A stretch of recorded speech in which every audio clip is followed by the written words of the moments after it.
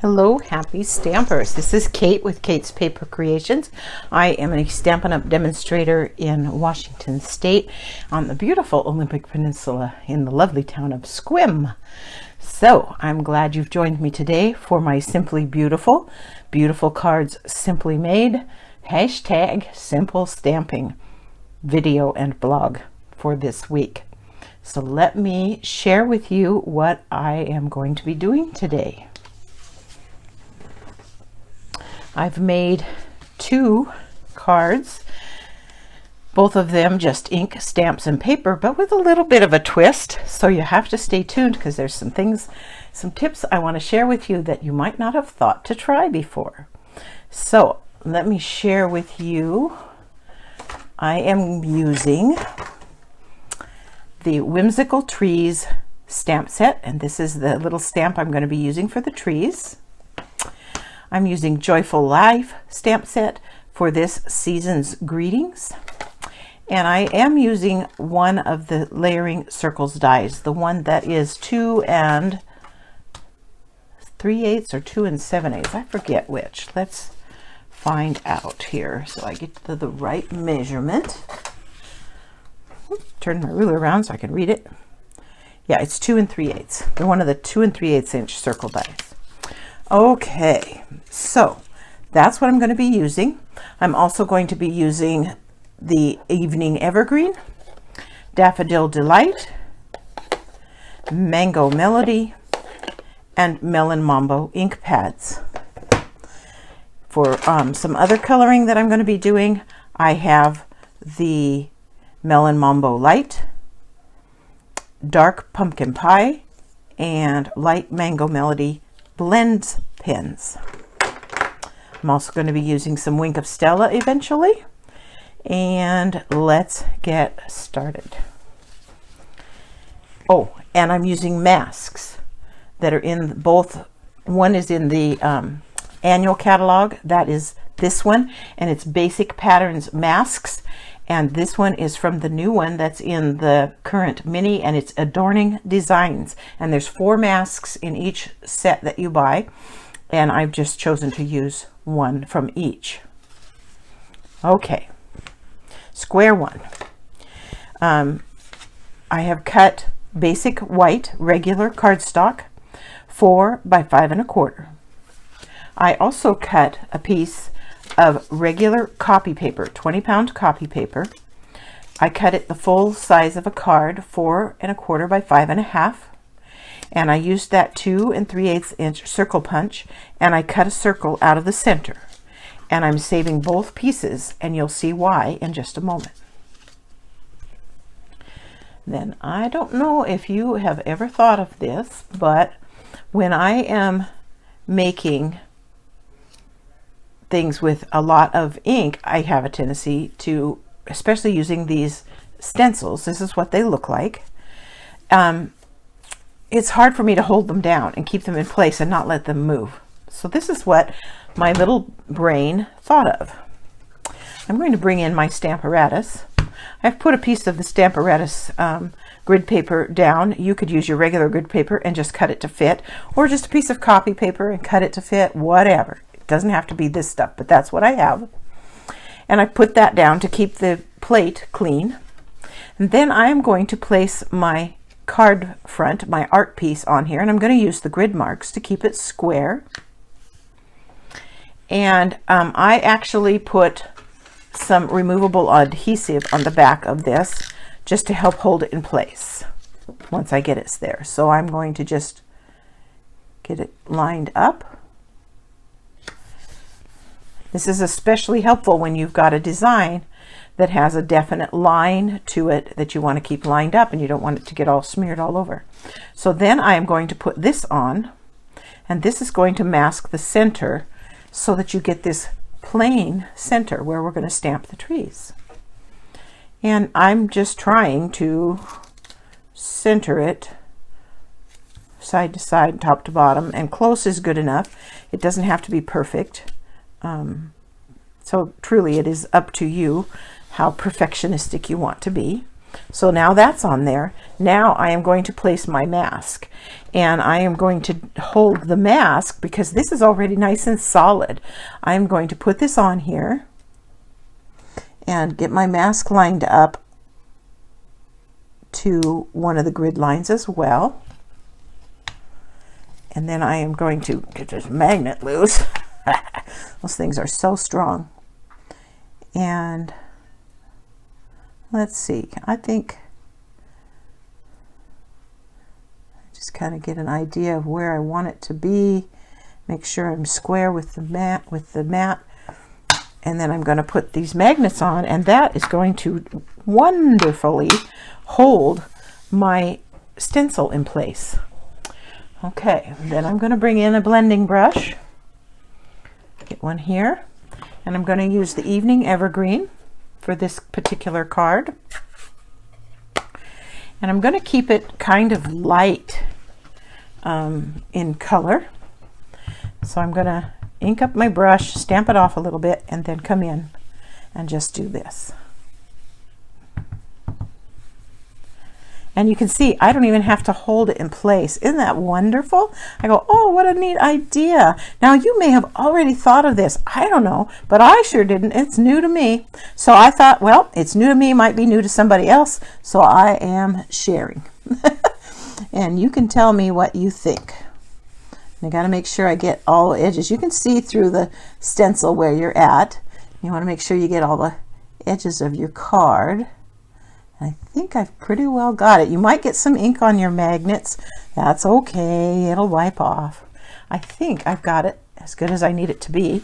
So I'm going to pull one of these magnets aside and carefully lift it up. Oh, I think that's perfect. That looks very good. Okay, so we'll put this up and we'll set that aside to clean up later because I just ran them under the faucet. Okay, now it's still on here. And I am going to take away this center mask, a mask on a mask. Okay. And it leaves me this beautiful circle. Now here is where I bring in the negative that I took that circle out of. And I am just going to line it up just like that. You can see if you're getting close to the edge. And it's got some removable adhesive on the back as well. And so now it's in place. So now I can stamp my trees and not get into the design that I put in the background. So we'll do that. And I put one in the center. Now, I'm going to tell you, on these cards, I did not do any other masking. I let the trees overlap each other. Here you can see, and I think it looks perfectly fine. But if you had issues with that and didn't want them to overlap, just wanted them to be side by side, you could create a mask on a mask on a mask. And you could take and use one of the dies that's in the bundle, the Whimsical Trees bundle, and you can create a mask. Now, whenever I cut out a piece with the die cut, you know it always leaves that little extra around the outside. I cut that away. It's not going to be perfect. That's okay. I cut it away because then it, I'm going to drop it in my picture. It makes it just a little bit smaller than the actual image so that when you, and I'm not going to need the tree trunk because it's not going to be on the part of the thing. When you put this on here, then when you're stamping the next one, it doesn't leave a big white gap between the first and the second image. If you cut it just a slight bit narrower than the original, which is what I wanted to do. So I'm going to have that there, and you can see just a tiny bit of that tree poking out from behind. That's okay. So I will put some removable adhesive on that, and I will put that over the tree like that, and then we'll stamp those other two trees. Make sure I don't have edges that are going to get in the way of my, there's that one.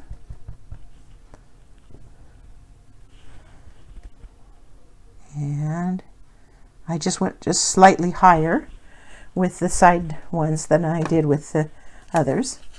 And now we can peel this up, and you can see how it stayed true to the circle. And we'll peel up this tree, and you can see how now they look more layered. Now this one seems like, I see that white gap there. That's what I try to avoid. Doesn't always work, but it looks better than it would have. Okay, so now this piece is ready to finish. I might as well just leave it here and get my sentiment, which I'm also going to stamp with the Evening Evergreen. It's Season's Greetings, and it's from the Joyful Life stamp set. And I just like the whimsical look of this sentiment. I'm going to put it right here, like that. Then here's where my blends pens came in. I took these and used the brush end and just very lightly added some color to those little spots. I'm not worried about necessarily hiding them or covering them up. I just kind of wanted to add some color so it looked like there were little ornaments, colored ornaments on the trees. And I'm using the brightest and lightest colors I could find so that they would stand out against that beautiful dark background. So there's some of the mango, what's this one? Melon Mambo. Now I'm going to get some of this one, which is the, oh, this one's Dark Pumpkin. That's what I'm using here. And so we'll put some orange in here.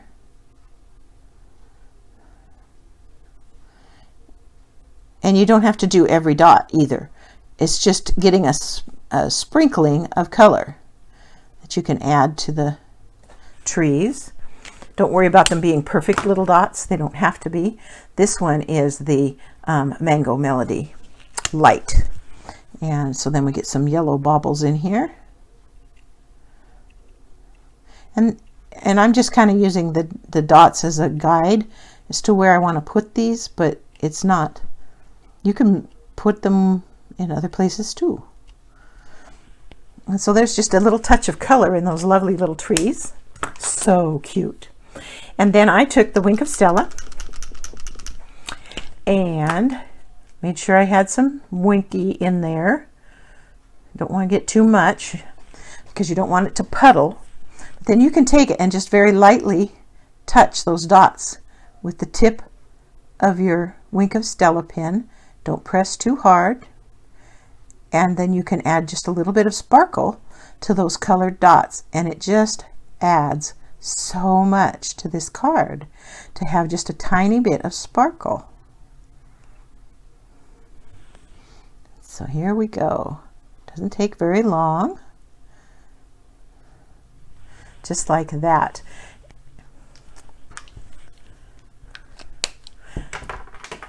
And then this is ready to mount to a base card.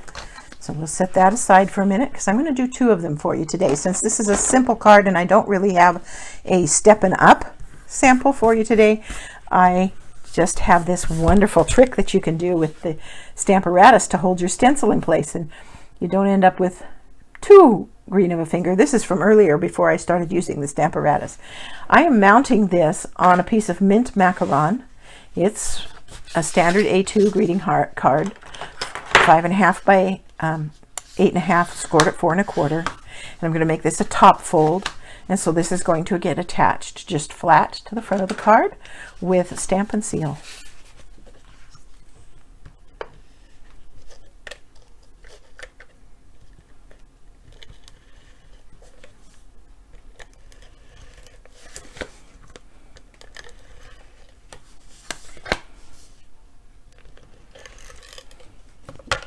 Just like that.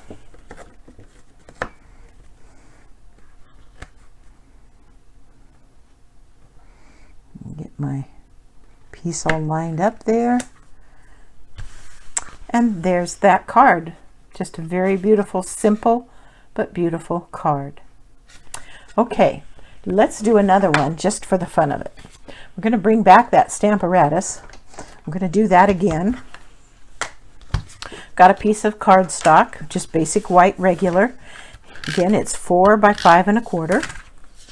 I'm going to put it in here. I got to make sure my paper is staying flat. And I'm going to put it in here and line it up with those grid marks so it's nice and straight. Okay, and then I'm going to put my circle back on. You can see it's been well used. I'll put my circle back on there. This time I'm going to do the polka dot one. And this one came from the Basic Patterns masks that's in the annual catalog. And again, there's 4 masks in the set. And I am going to just line that up like that. Put the magnet on there. Put the magnet on there. And I'm ready to start. Now for this one, I decided to try using the sponge daubers instead of the blending brush, because I wanted dots of all different colors, and that's where these 3 stamp sets are going to come in. So I am going to use the Daffodil Delight,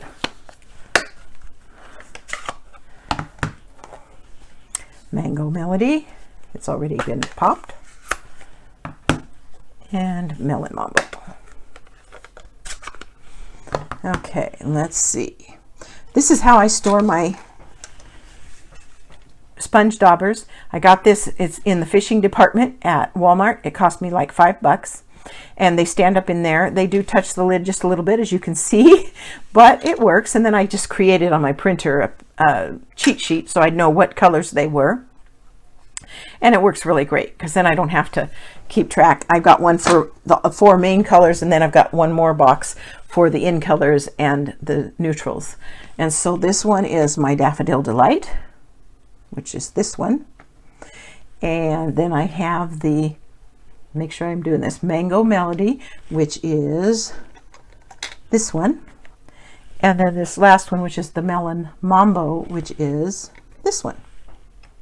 Okay, so then I just did sponge daubing, and I don't care if it fits it in perfectly. I'm just gonna put spots all over until I've got the entire front covered, and I'm just going to do a few of each to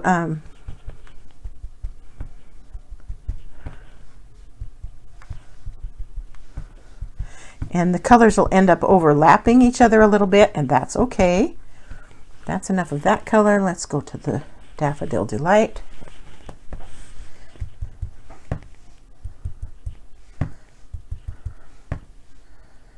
I don't want to get too orangey sometimes, when, because the mask has the ink on it. You don't want to, you got to watch out for your dauber that it doesn't get too orange, or you'll end up with all the same color. So I'm kind of squishing out the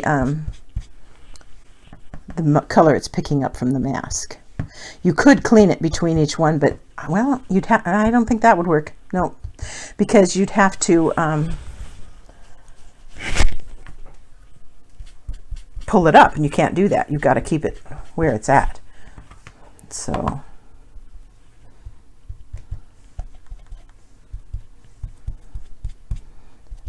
yeah, it's a little bit trickier doing this one, isn't it? Because you're going to get that ink on your dauber, and you're going to have to clean your dauber off in order to get your true yellow in there.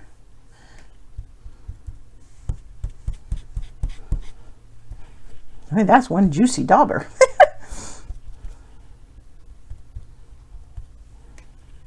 I'm trying to see if I've gotten all the edges and corners.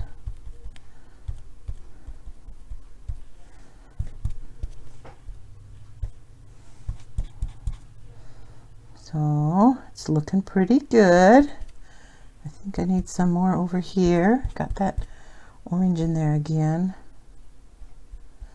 You could also use a sponge, I think. You could do this with a sponge rather than a sponge dauber.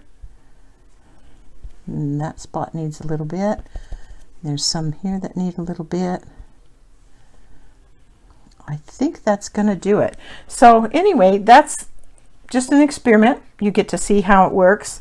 Like I say, you do have to be careful of the ink on the sponges, because then they'll pick up the other colors that you've already done, and it might not stay true to color. So anyway, that was fun to play with.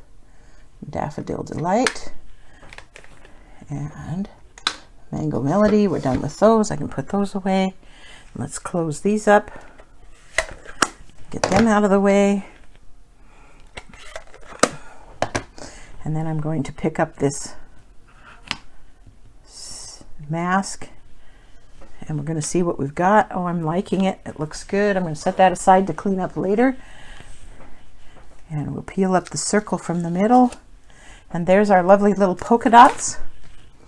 Then I'm going to put this back on, the double mask back on, get my hair out of there that's fallen out, and line up that circle in the center. Press it into place. Bring our tree back. My clock chirps. There's the first tree. Here's my little mask. And I remembered last time it needed a little bit more off the side, so I'm going to do that and put this down here.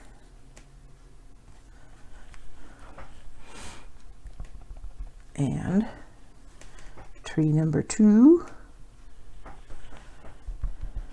and tree number 3. There we go. Now we can close that up as well and pick up our mask and our second mask so we can see the first mask.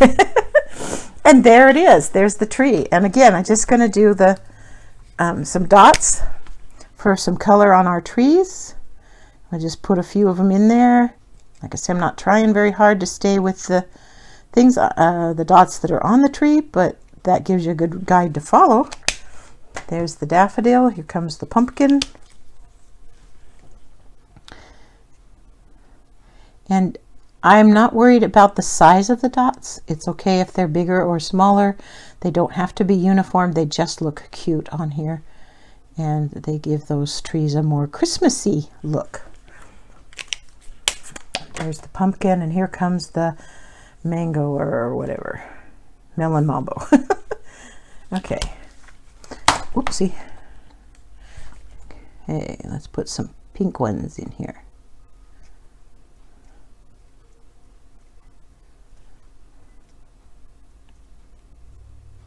There we go.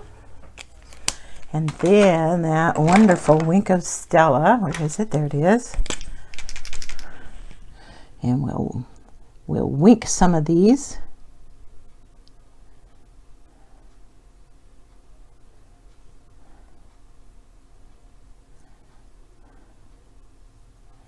And it does make a big difference. Adding the wink of Stella makes them look like they're lights that are truly on, bulbs that have been lit, and it just gives it just a little bit of shimmer, which is just so awesome. I love my wink of Stella. Okay, there's that card front ready to go. Let's get this out of the way. The tree, oh, I did tell you the tree came from Whimsical Trees that I stamped.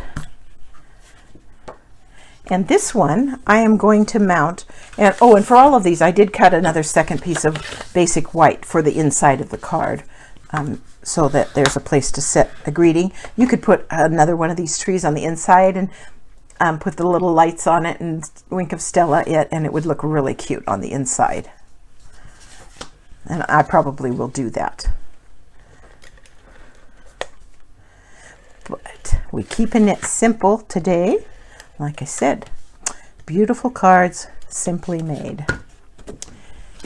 And even though there's that little bit of punching because of the mask, you could use a circle punch as well if you have them. And that's that one. We need the sentiment, so we need this. It's just a little bit different card, you know, not just the... And there we go. Season's greetings. Something a little different than the traditional snow and soft skies and mountains and dark trees. Something a little more whimsical, which is what that set is called, Whimsical Trees. So I hope you enjoyed today's video. I hope that the Stamparatus technique idea was something new to you, and that you know you can have a better way of keeping those stencils in place when you're using them. And I hope that if you don't have a demonstrator, you will consider shopping with me through my online store. The link to that is in the description box below. You can also go get there through my blog, and the link to that is in the description box as well. Don't forget to subscribe to my YouTube channel. I am at like 377 subscribers. I'd love to see 400 before the end of the year, but you never know. We'll see how it goes. Invite your friends to join you and check out my videos. Thanks again for stopping by.